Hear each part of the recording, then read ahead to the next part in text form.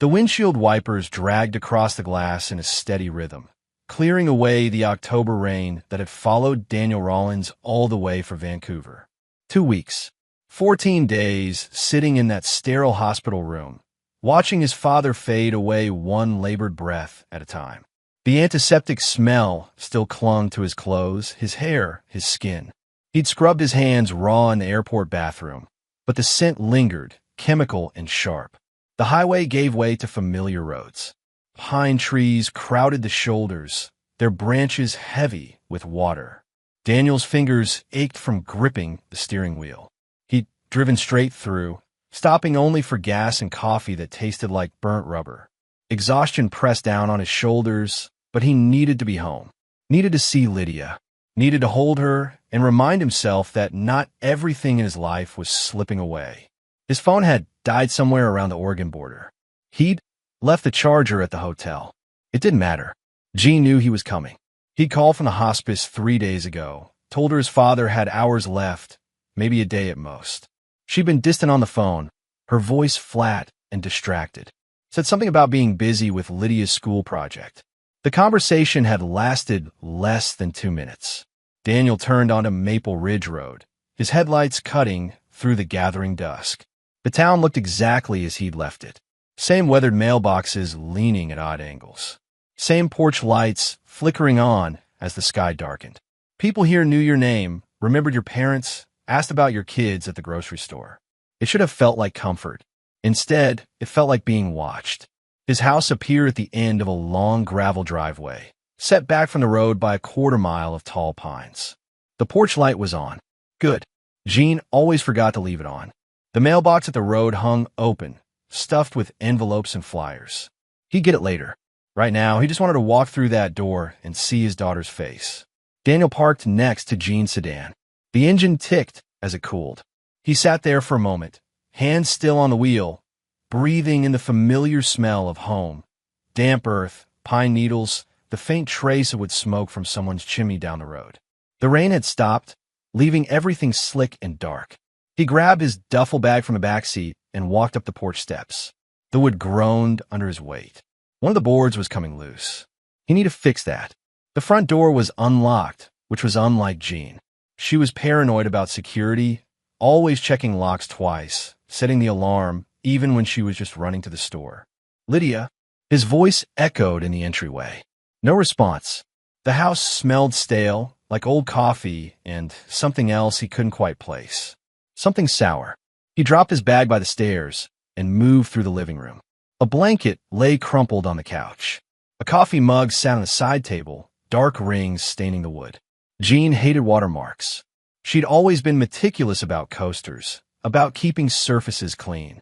Jean? Lydia? Louder now. His footsteps sounded too heavy in the silence. The kitchen was worse. Dishes piled in the sink, crusty with dried food. The trash can overflowed, a banana peel draped over the edge. A fly buzzed against the window above the sink, frantic and trapped. The refrigerator hummed, the only sound in the entire house. Daniel's chest tightened. This wasn't right. None of this was right. He took the stairs 2 at a time, checking Lydia's room first. Her bed was made, but not the way she usually made it. The corners were too tight, too perfect. Jean's work. Lydia's backpack sat on her desk chair, unopened. Her laptop was closed. A glass of water on her nightstand had a thin film of dust on its surface. His and Jean's bedroom was empty. The bed was unmade, clothes scattered on the floor. Jean's jewelry box sat open on the dresser, several pieces missing. Her travel bag wasn't in the closet. A cold weight settled in Daniel's stomach. He went back downstairs, moving faster now, checking the garage. Jean's car was there, but that didn't mean anything. She could have gone a ride. Could be at her mother's. Could be anywhere. But Lydia? Where was Lydia? He stood in the kitchen, forcing himself to breathe, to think. School. Maybe she was at school. No, it was past 6. School ended at 3. A friend's house? But Jean would have left a note. She always left notes, even when she was angry with him. Especially when she was angry. That's when he heard it. A sound so faint, he almost missed it beneath the hum of the refrigerator and the tick of the wall clock. A thump, then another, coming from somewhere below. The basement. Daniel moved through the hallway, past the bathroom, to the door at the end. The basement door. It was always unlocked, just a simple latch. But now a heavy padlock hung from a new hasp, screwed directly into the door frame. The metal was scratched, the screws bright and new against the old wood. His hand shook as he grabbed the padlock. It was the kind you'd use on a storage unit, thick and weatherproof. He yanked it, but it held firm. Another thump, softer this time, and then a sound that made his blood freeze. A voice, small and broken. "Dad!" The world tilted. Daniel's vision narrowed to a single point. That locked door, that voice on the other side. He ran to the garage, grabbed a crowbar from his toolbox, came back and wedged it behind the lock. The wood splintered. He didn't care. He pulled harder, muscle straining, the crowbar digging into his palms. The hasp tore free with a crack that echoed through the house. He threw the door open. The basement stairs descended into darkness. The light switch didn't work. He fumbled for his phone before remembering it was dead. His hand found the camping lantern they kept on a shelf in the hallway. He clicked it on, the LED beam cutting through the black. The stairs creaked under his weight. The basement smelled wrong. Urine and something worse. Something rotten. "Lydia? Baby, where are you?" "Here." Her voice came from the far corner behind the old furnace. "I'm here." He swung the lantern toward the sound, and his knees nearly buckled. She was curled against the concrete wall, half hidden behind a stack of cardboard boxes. Her clothes hung off her frame, stained and torn. Her hair was matted, her face smudged with dirt and something darker. Her eyes caught the light, wide and hollow and ancient in a way no 13-year-old's eyes should ever look. Daniel dropped the lantern. It rolled across the floor, throwing wild shadows. He was across the basement in 3 strides, dropping to his knees beside her. She flinched when he reached for her. "It's okay," he said, though his voice cracked. "It's okay, sweetheart. It's Dad. I'm here." She let him touch her then, her skin cold and papery under his fingers. He pulled her into his arms, and she weighed nothing. Nothing at all. Her heart beat against his chest, too fast, like a trapped bird. "How long?" he whispered in her hair. "How long have you been down here?" "Since you left." Her voice was barely audible. "Mom said I was disrespectful. Said I needed to learn." 14 days. His daughter had been locked in this basement for 14 days while he sat beside his father's deathbed 300 miles away. He carried her up the stairs. She didn't cry, didn't make a sound, just pressed her face against his shoulder, her fingers clutching his jacket with what little strength she had left. In the kitchen light, she looked worse. Her lips were cracked and bleeding. Dark circles bruised the skin under her eyes. Her wrists bore red marks where she'd apparently tried to work free from something, though he saw no restraints now. Daniel set her gently on the couch, grabbed a bottle of water from the fridge, unscrewed the cap with shaking hands. "Slow," he said as she reached for it. "Just small sips." She drank like someone who'd forgotten what water tasted like it was the first good thing she'd experienced in weeks. Maybe it was. "Where's your mother?" The question came out harder than he intended. Lydia lowered the bottle, water dribbling down her chin. "She left. 3 days ago, I think. Maybe 4. I couldn't see the light." "Did she leave you food?" "Water." A small nod. "Some granola bars. A jug of water." But it ran out. Daniel pulled out his phone, plugged it into the charger by the couch. His hands wouldn't stop shaking. He needed to call someone. The police. An ambulance. Both. "There was a pipe," Lydia said, her voice distant. "It leaked. I put my mouth under it when I got too thirsty. The water tasted like metal." He looked at his daughter, really looked at her, and saw someone he barely recognized. The bright, laughing girl who drew pictures of horses and sang off-key in the shower had been replaced by this hollow-eyed stranger who knew what it felt like to drink rust-flavored water from a leaking pipe just to survive. "I'm taking you to the hospital," he said. She grabbed his arm, her grip surprisingly strong. "Don't leave me." "I won't. I promise. I'm staying right with you." His phone buzzed to life, the screen flooding with notifications. Missed calls from work. A few texts from friends offering condolences about his father. Nothing from Jean. Not a single message. He called 911, his voice steady even though his insides were shaking apart. told the dispatcher his address, told them his daughter needed immediate medical attention. Yes, she'd been locked in a basement. No, he didn't know where his wife was. Yes, they needed to send the police too. The ambulance arrived in 12 minutes.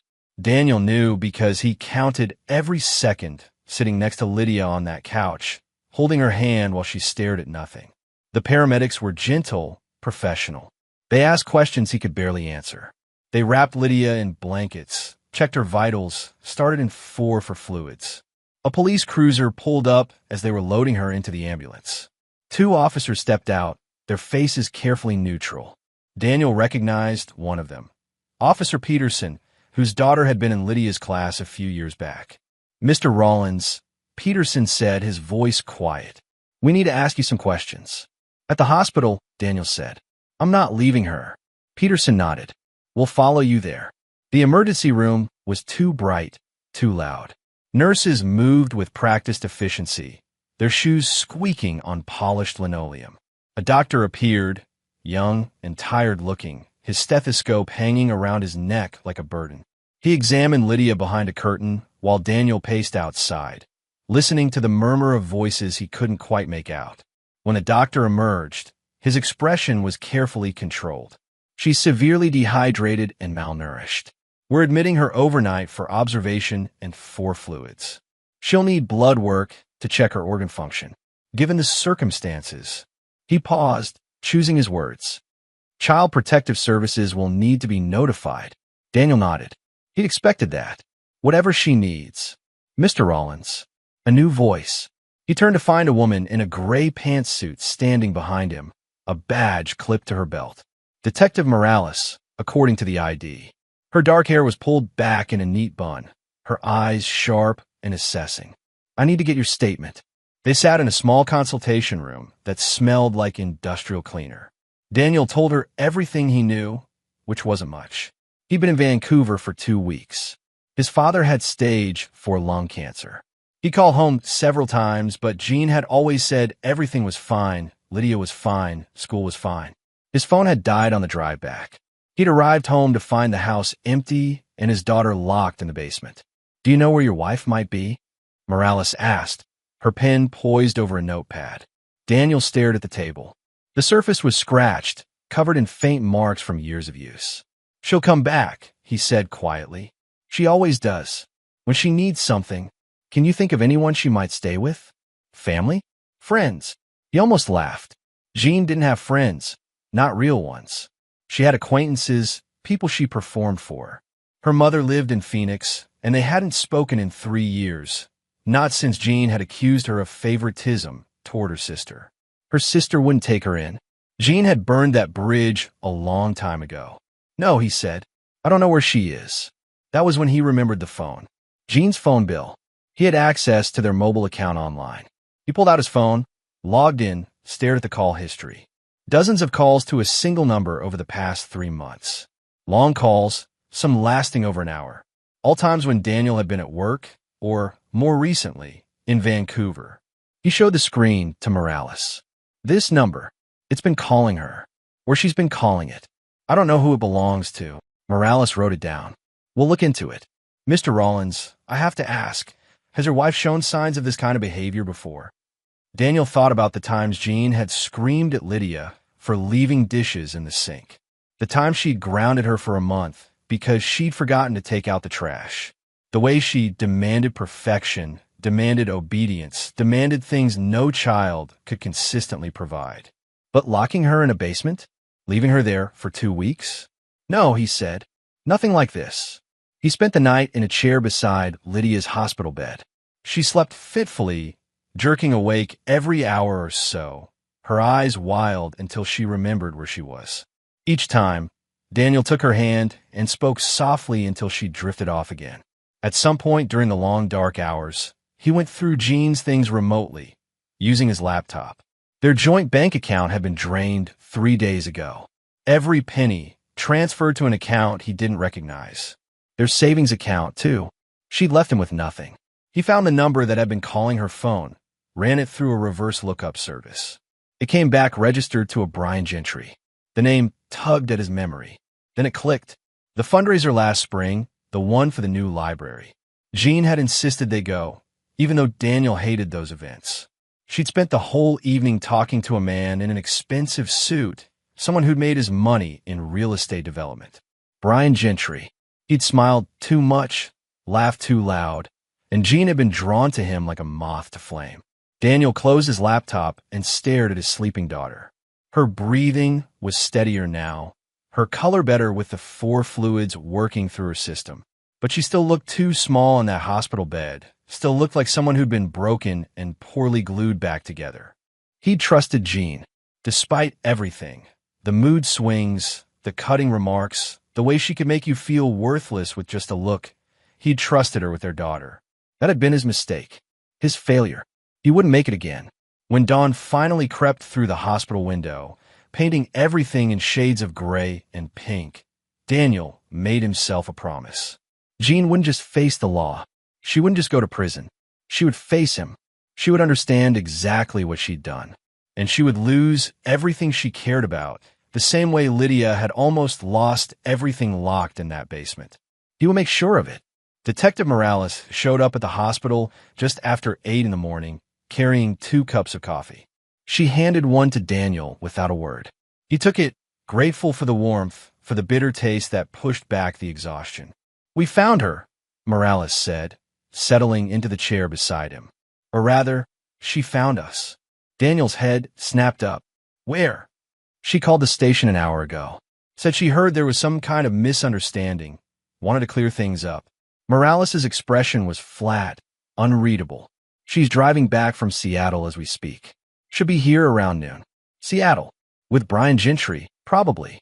Daniel pictured Jean in some expensive hotel room, ordering room service, getting a massage while her daughter starved in the dark. "Are you going to arrest her?" he asked. "We're going to talk to her first. Get her side of the story." Morales paused. "Mr. Rollins, I know this is difficult, but we have to follow procedure. She'll come in voluntarily, give a statement. Then we'll decide what charges to file." "What charges to file?" Daniel's voice rose before he could stop it.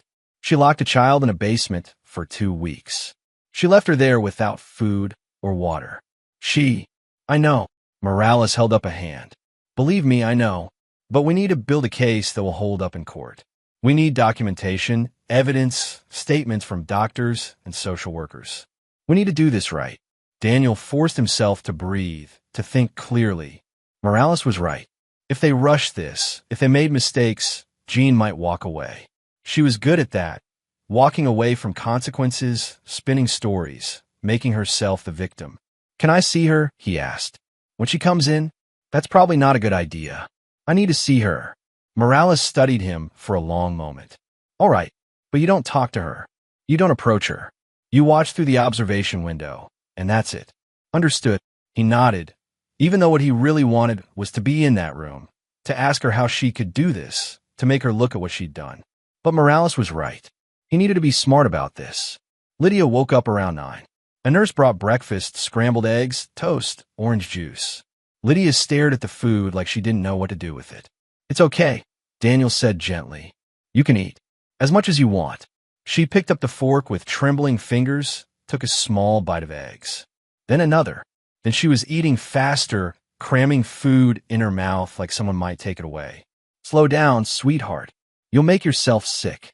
She did slow down, but only a little. When the plate was empty, she looked around as if expecting someone to appear and punish her for finishing everything. A social worker came by mid-morning. Her name was Patricia, and she had kind eyes and a soft voice that seemed designed to put people at ease. She asked Lydia questions about what happened, taking notes in a leather-bound folder. Lydia answered in a monotone, staring at her hands. Yes, her mother had locked her in the basement. No, she didn't know why, except that she'd been disrespectful. No, her father hadn't known. He'd been taking care of his dying father in Vancouver. Patricia asked about school, about friends, about whether this had ever happened before. Lydia shook her head to most questions. Daniel listened to his daughter describe her imprisonment in that flat, emotionless voice and felt something cold and hard settle in his chest. At 11:30, Morales called. "She's here. If you still want to watch the interview, you should come now." Daniel kissed Lydia's forehead. I'll be back soon. Where are you going? She grabbed his hand, that same fierce grip from the night before. I have to talk to the police. But your Aunt Rebecca is coming to stay with you while I'm gone. Remember her? She lives in Tacoma. He called his sister that morning, explained the situation in brief, clipped sentences. Rebecca had been on the road within the hour. She was good like that, reliable in a way Jean had never been. Don't let Mom take me, Lydia whispered. Never, Daniel said, and he meant it with every fiber of his being. I promise you, she's never taking you anywhere again. The police station was a squat brick building downtown, next to the library and the post office. Daniel had driven past it 1,000 times, but never been inside. Morales met him at the front desk, led him through a maze of corridors to a small room with a one-way mirror looking into an interview room. And there was Jean. She sat at a metal table, legs crossed, checking her phone. She wore designer jeans and a cream-colored sweater, her hair perfectly styled, her makeup flawless. A tan. She had a tan. Her nails were freshly manicured, painted a soft pink. She looked like someone who'd just come back from vacation, not someone whose daughter had nearly died. Morales entered the interview room with another detective, a heavy-set man named Torres. They sat across from Jean, setting a recording device on the table between them. Thank you for coming in, Mrs. Rollins, Morales said. This interview is being recorded. Do you understand? Of course. Jean's voice was smooth, confident. I'm happy to clear this up. I know Daniel's been through a lot with his father passing, and I think he's confused about what happened. Why don't you tell us what happened from your perspective? Torres said. Jean sighed, as if the whole thing was tiresome. Lydia has been having behavioral issues for months. Lying, stealing money from my purse, staying out past curfew. We tried grounding her, taking away privileges, nothing worked. When Daniel left for Vancouver, things escalated. She was completely out of control. Daniel's hands clenched into fists. Every word out of her mouth was a lie, smooth and practiced. So I needed to take drastic measures, Jean continued. I told her she needed a timeout to think about her behavior. The basement seemed like a safe place. I gave her food, water, blankets. I checked on her every day. Every day. Morales' voice was neutral. Yes, of course. I'm not a monster. Jean looked genuinely offended. I brought her meals, made sure she was comfortable. Then I had to go to Seattle for a work conference. I'm in pharmaceutical sales, I can provide documentation, and I arranged for my neighbor to check on her. Which neighbor? Mrs. Patterson. She lives 2 houses down. Morales and Torres exchanged a look. We spoke to Mrs. Patterson this morning. She says she hasn't seen you in over a month. Jean's expression didn't change. Then she's mistaken. Or maybe she's confusing dates. I definitely asked her to look in on Lydia.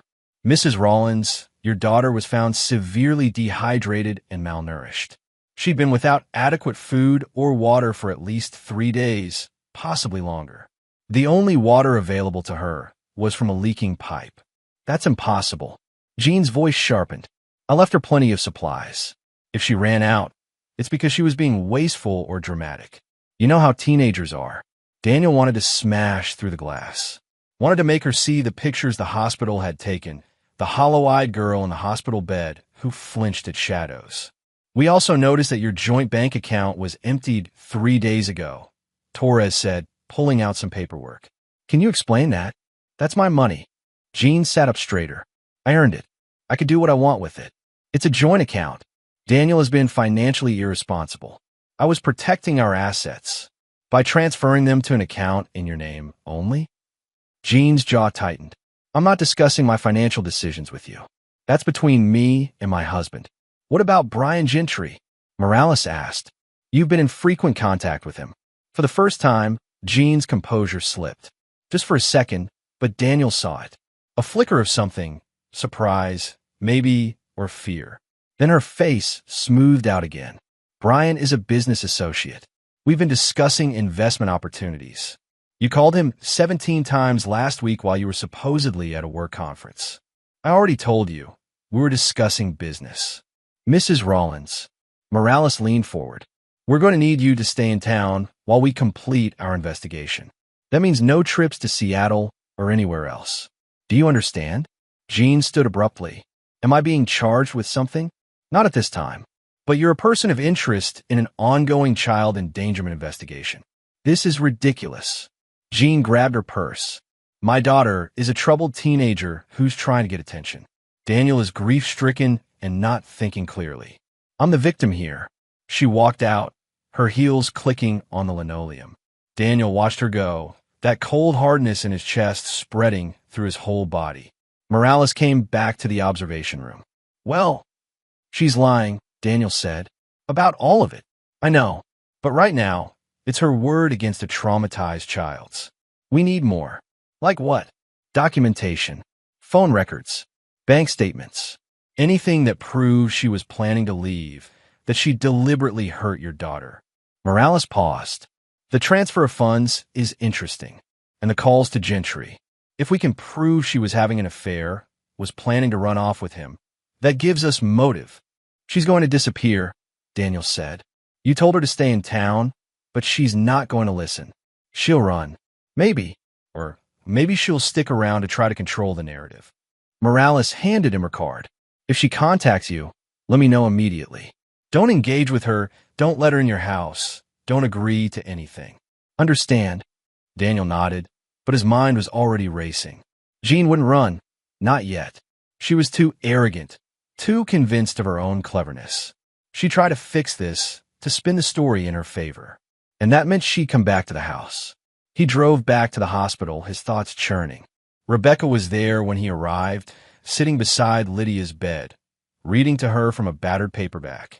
His sister looked up as he entered, concern etched on her face. How is she? Daniel asked quietly. Better. The doctor says she can probably go home tomorrow if her labs look good. Rebecca stood, giving him a fierce hug. Danny, I'm so sorry. If I'd known. It's not your fault. He pulled back, managed a weak smile. Thank you for coming. Of course. She's my niece. You're my brother. Rebecca glanced at Lydia, lowered her voice. What are you going to do about Jean? Whatever it takes. That night, back at home with Lydia discharged into his care, Daniel went through the house methodically. He photographed the basement, the scratches on the wall where Lydia had marked the days, the empty water jug, the granola bar wrappers, the wet patch under the leaking pipe. He documented the drained bank accounts, printed out Jean's phone records, made copies of everything. Then he did something that surprised even himself. He called Jean. She answered on the second ring. Daniel. Her voice was warm, almost affectionate. It made his skin crawl. I'm glad you called. We need to talk about all this craziness. Come home, he said. Let's talk in person. A pause. I don't think that's a good idea. The police told me. I don't care what the police said. You're my wife. We should be able to have a conversation without them involved. Another pause, longer this time. He could hear her thinking, calculating. All right, tomorrow. I'll come by around 10. She showed up at 10:15 because Jean was never quite on time. Daniel watched from the window as she parked in the driveway, checked her makeup in the rearview mirror, smoothed her hair. She walked up to the door like she still lived there, like nothing had changed. He opened it before she could knock. Hi. She smiled, that bright, false smile she used on strangers. Can I come in? He stepped aside. She walked past him, her perfume sharp and expensive, and stood in the living room like she was appraising it. The place looks good. You cleaned up. Where were you, Jean?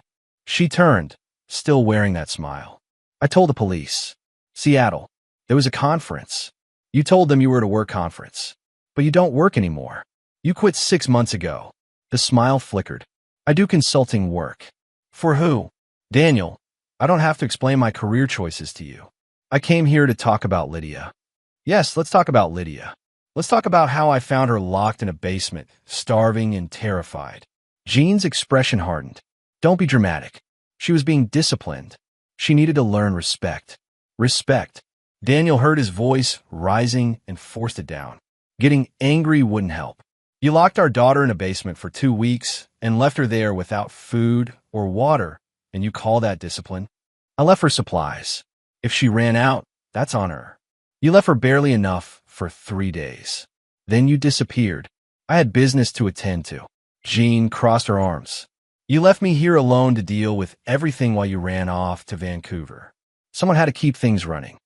My father was dying, and I had to manage a household and a problem child by myself. You have no idea how difficult Lydia has become. She's manipulative, Daniel. She plays you. Always has. He stared at his wife. This woman he'd married 12 years ago. This woman who'd once made him laugh, who'd held his hand during thunderstorms, who'd cried with joy when Lydia was born. When had she become this? Or had she always been this? And he'd just been too blind to see it? I want to work this out, he said carefully. For Lydia's sake. She needs stability. Jean's posture relaxed slightly. I'm glad you're being reasonable. I knew you would be, once you calmed down. But I need to understand what happened. All of it. The money you transferred. The calls to Brian Gentry. Her eyes narrowed. Those are private matters. Not when they affect our daughter, they're not. Daniel moved closer, keeping his voice gentle, reasonable. Help me understand, Jean. Help me fix this. She studied him for a long moment. He could see her weighing options, calculating what story would work best. Finally, she sighed. Fine. Yes, I've been talking to Brian. He's been helping me with some investments. The money I transferred was to protect it. I knew you'd be upset about the discipline thing. Knew you'd probably try to take control of the finances out of spite. In Seattle, I needed space to think, to figure out how to handle everything. She stepped closer, put a hand on his arm. Her touch felt cold. Daniel, I know I made mistakes, but we can get through this. We always do. He looked down at her hand, then back at her face. She was lying. Every word was a lie. But she believed he was buying it, believed she could smooth this over the way she always did. Okay, he said. We'll work on it. But you need to stay here. No more trips to Seattle. The police are watching. Something flickered across her face. Annoyance. Maybe, or calculation. All right, I can do that. Over the next week, Jean played the role of concerned mother. She came by every day, brought groceries, offered to help with Lydia. Lydia refused to see her, would lock herself in her room when Jean arrived. Jean acted hurt, confused, like she couldn't understand why her daughter was being so difficult. Daniel watched, and while he watched, he gathered evidence. He found receipts Jean had left in her car, expensive dinners at restaurants in Seattle, charges to hotels he recognized as high-end.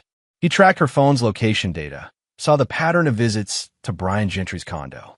He documented every lie, every contradiction, every piece of evidence that showed Jean hadn't been at a work conference, but had been living it up with her lover while their daughter slowly died. He also found something else. Jean had been planning to sell the house.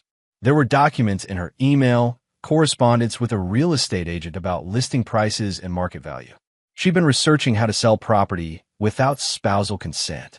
The dates on the emails went back months, long before his father got sick. She'd been planning this. All of it. Daniel shared everything with Detective Morales.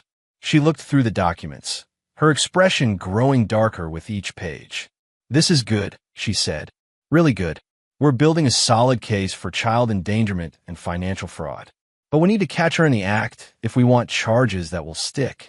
What do you mean? I mean, we need her to do something illegal while we're watching. The forged signatures, the property sale attempt. If she actually goes through with it, we can arrest her on the spot. Daniel thought about that. She's planning to meet with a real estate agent next week. I saw in her calendar. Where? The notary's office downtown. Tuesday at 2. Morales smiled grimly. Then we'll be there. Jean suspected nothing. She continued her performance, continued playing the wronged wife and misunderstood mother.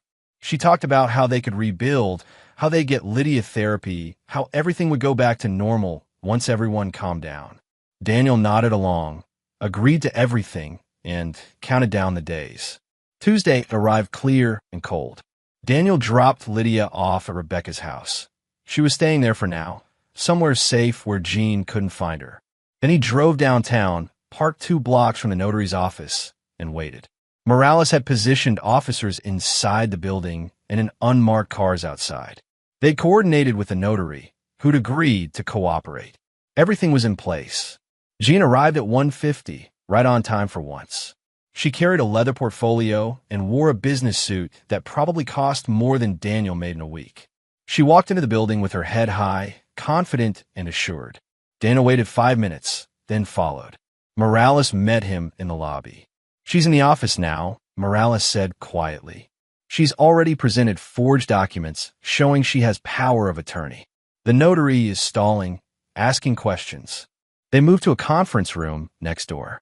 Through the shared wall, Daniel could hear voices, muffled but audible. Jean's voice, bright and professional. The notary asking about Daniel's signature. Jean explaining he'd sign everything. He just couldn't be here today because of work. More questions. Jean getting impatient. Then the sound of papers rustling. That's enough, Morales said into her radio. Move in. Daniel followed her out of the conference room, down the hall, into the notary's office. Jean looked up as they entered, her eyes widening. What's going on? Jean Rollins, you're under arrest. Morales pulled out handcuffs. You have the right to remain silent. Jean's face went through a series of expressions: confusion, shock, anger, and finally settling on outrage. This is ridiculous. Daniel, tell them. Tell them you signed these documents. Daniel walked closer, letting her see his face clearly. I never signed anything, Jean. You forged my name, just like you forged it on the power of attorney, just like you've been lying about everything else. You did this. Her voice shook with fury. You set me up. No. His voice was calm, cold. You did this to yourself. I just stopped pretending not to see it. Morales cuffed her, read her rights in that steady, professional voice. Jean fought against the cuffs, her composure finally shattering. You bastard. You did this to me. After everything I've done for you. For that ungrateful little. Careful, Daniel said softly. I'd be very careful what you say about my daughter right now. They led her out of the office, through the lobby where other people watched with curious, judgmental eyes. Jean kept turning back, kept screaming his name, kept insisting this was all a mistake. Daniel watched until she disappeared into the police car outside. Then he walked back to his truck and drove to Rebecca's house, where Lydia was waiting. She looked up when he came in, her eyes questioning. Is it over? It's over, he said. Your mom's been arrested. She's going to prison. Lydia nodded slowly. No tears. No relief. Just a small nod, like she'd expected this all along. Maybe she had. Can we go home now? She asked. Yes, sweetheart. We can go home. The town talked about nothing else for weeks. At the grocery store, in the coffee shop, at the gas station, everyone had an opinion about what had happened. Some said they'd always known Jean was off, had always felt something wrong about her. Others said Daniel must have set her up, must have pushed her to it somehow. A few brave souls suggested maybe both of them were at fault. Daniel stopped listening to the gossip after the first few days. Let them talk. He had more important things to worry about. Jean was being held in county jail, denied bail after the prosecutor argued she was a flight risk. The charges kept mounting: child endangerment, fraud, forgery, theft. Her lawyer tried to cut a deal, but the prosecutor wasn't interested. This case was too high profile, too clear-cut. They wanted a trial. Daniel attended every hearing, sat in the front row where Jean could see him. She looked different each time, harder, thinner, her designer clothes replaced by an orange jumpsuit. Sometimes she glared at him. Sometimes she looked away. Once, she tried to smile, like they were still in this together, like he'd forgive her if she just acted sweet enough. He stared back with no expression at all until she looked away. Lydia was in therapy twice a week. Dr. Ellis was patient and kind, specialized in childhood trauma. She said it would take time, that healing wasn't linear, that there would be setbacks and hard days. Daniel already knew all that. He'd read every book on trauma and recovery he could find, spent hours researching PTSD in children, learned about triggers and coping mechanisms, and how to help without smothering. Some nights Lydia woke up screaming. He'd find her huddled in her closet, convinced she was back in that basement. He'd sit with her, talk softly, remind her where she was. They'd make hot chocolate together at 2 in the morning, sit at the kitchen table while she slowly came back to herself. Other nights, she was fine. She'd laugh at something on TV, draw pictures, talk about school. Those nights were harder in a way, because they reminded him of everything Jean had tried to destroy. Rebecca stayed for a month, sleeping in the guest room, helping out where she could. She was a school counselor, knew how to talk to kids without pushing too hard. Lydia opened up to her in ways she couldn't yet with Daniel, and he was grateful for that. She's stronger than you think, Rebecca said one night after Lydia had gone to bed. They were sitting on the porch, drinking beer from bottles, watching the stars. Kids are resilient. She shouldn't have to be, Daniel said. No, but she is. Rebecca took a sip of beer.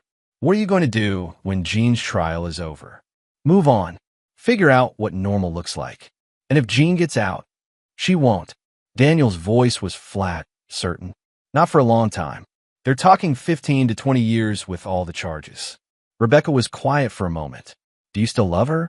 The question caught him off guard. Did he? He'd loved who he thought Jean was.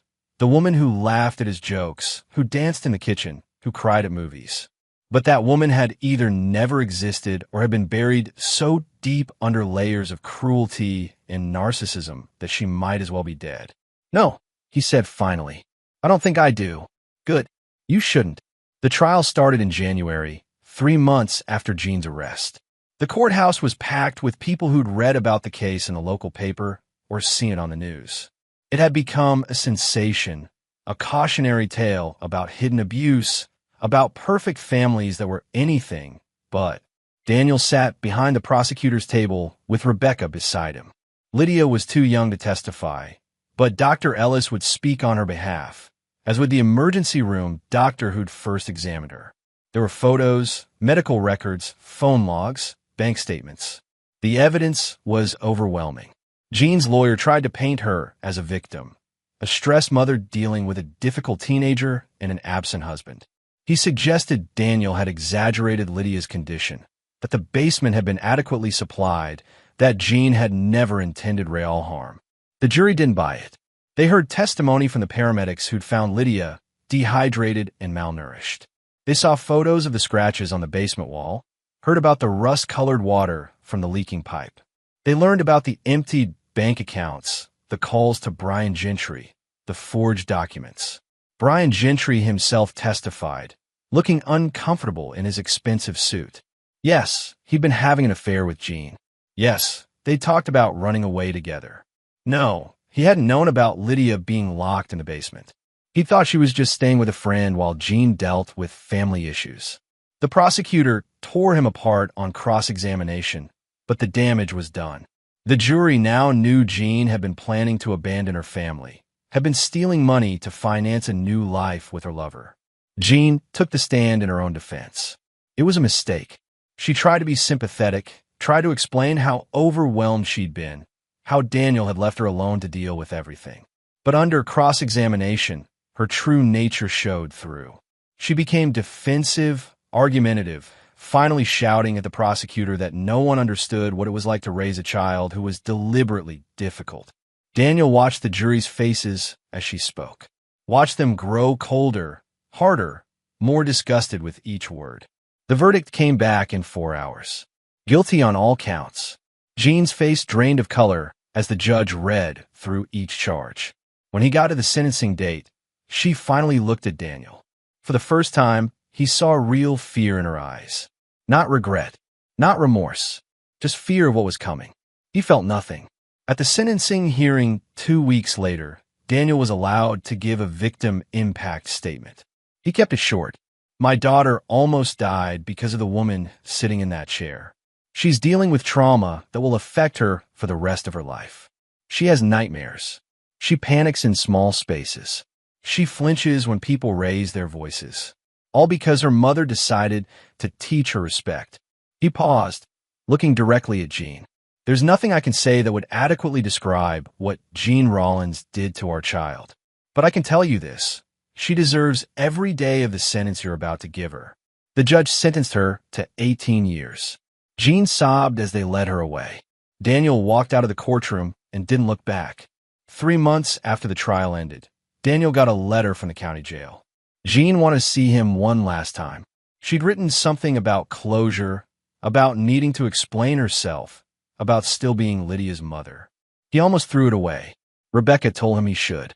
Dr. Ellis said it was his choice, that he needed to do what felt right for him. He went. The visiting room was cold and gray, divided by plexiglass and scratched metal phones. Jean appeared after 10 minutes, let in by a guard. She'd lost weight, her face gaunt and pale. Her hair had gone flat and dull, without her expensive products. She looked every one of her 42 years. She picked up the phone on her side.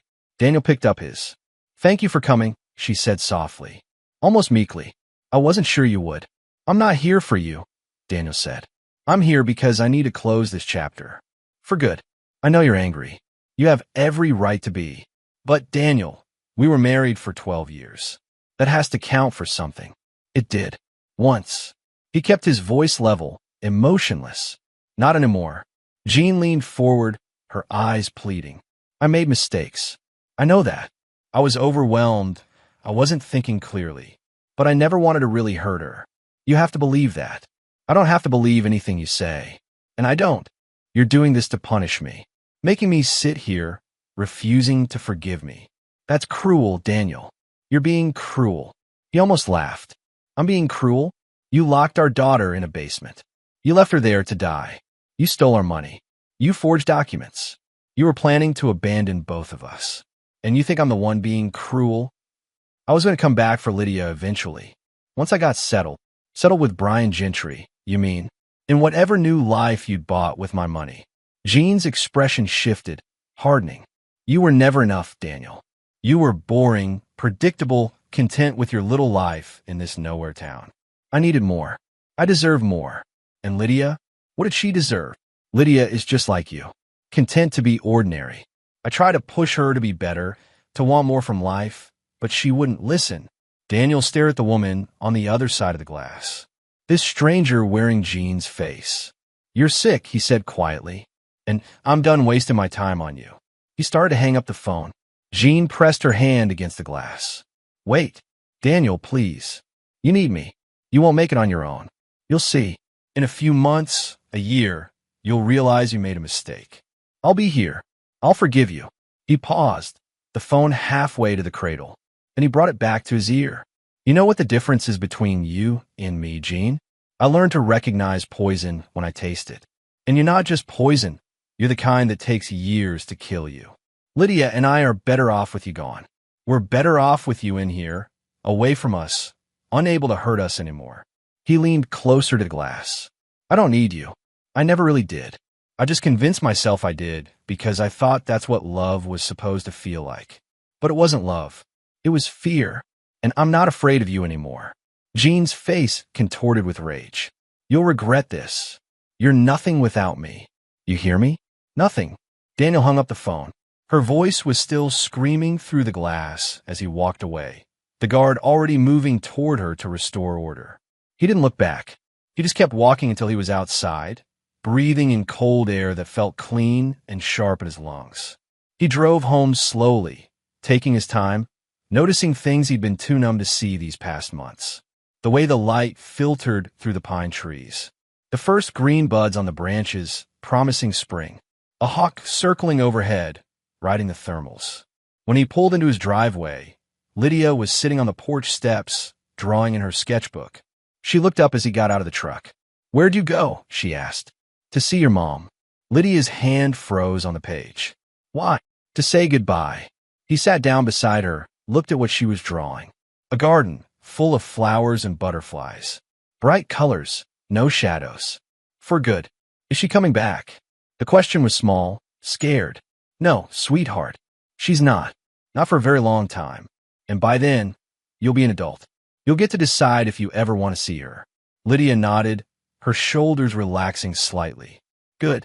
They sat together in the fading afternoon light. The first snow of winter had melted weeks ago, leaving the ground muddy and raw. But spring was coming. Everything would turn green again, grow again, heal. "Dad." Lydia's voice was quiet. "Do you think we'll be okay?" Daniel put his arm around his daughter, pulled her close. "Yeah, I think we will." That night, he made hot chocolate without anyone waking up screaming first. They drank it at the kitchen table while Lydia showed him her drawings, pages and pages of bright, hopeful things. Gardens and horses and houses that looked nothing like their own. Places she wanted to go, things she wanted to see. "Can we go somewhere this summer?" she asked. "Like a real vacation? Where do you want to go?" She thought about it, chewing her lip. "The ocean. I want to see the ocean. Then we'll go to the ocean." She smiled. A real smile, the kind that reached her eyes.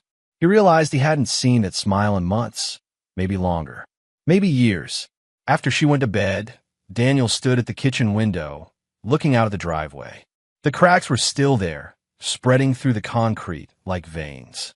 He'd need to repair them eventually, but not tonight. Tonight, he just watched the snow begin to fall again, soft and quiet, covering everything in white. Jean had gotten exactly what she deserved. The law had seen to that. But more than that, she'd lost what she'd tried so hard to control. Lost her daughter's love. Lost her husband's fear. Lost her ability to hurt them. And they were free. Daniel thought about those words Lydia had whispered to him in the hospital, her voice small and broken. Will Mom ever come home? She'd been asking if she was safe, if the nightmare was over. It was over. Finally, completely over. He finished his own cup of cocoa, rinsed it in the sink, and turned off the kitchen light. Tomorrow he'd make breakfast. Tomorrow he'd take Lydia to therapy. Tomorrow he'd go to work and come home and do all the ordinary things that made up a life.